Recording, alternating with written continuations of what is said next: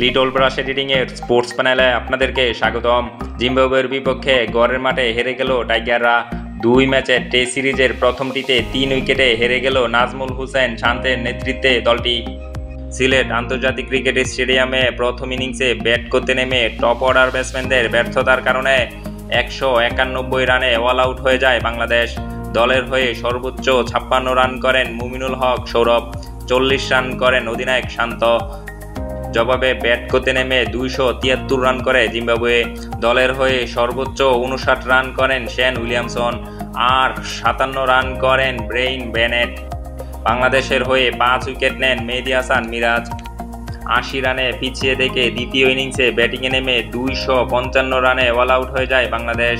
দলের হয়ে সর্বোচ্চ 60 রান করেন অধিনায়ক শান্ত, 58 রান করেন জাকের আলী আর 47 করেন সাবেক অধিনায়ক মুমিনুল হক সৌরভ। 174 রানের টার্গেট তাড়া করতে নেমে চতুর্থ দিন শেষে বিকেলে 3 উইকেট হাতে রেখেই জয়ের বন্দরে পৌঁছে যায় সফরকারী জিম্বাবুয়ে। 2 ইনিংস মিলিয়ে 10 উইকেট শিকার করেও দলের পরাজয় এড়াতে পারেনি অলরাউন্ডার মেহেদী হাসান মিরাজ।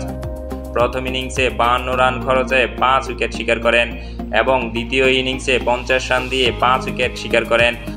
বাংলাদেশ এবং জিম্বাবুয়ে টেস্ট সিরিজের প্রথম টেস্ট ম্যাচে মেহেদী হাসান মিরাজের বোলিং ছাড়া আর কেউই তেমন পারফরমেন্স করতে পারেনি। উক্ত ম্যাচে মেহেদী হাসান মিরাজের বোলিং এবং শেন উইলিয়ামসনের ব্যাটিং আপনার কাছে কেমন লেগেছে অবশ্যই কমেন্টে জানাবেন।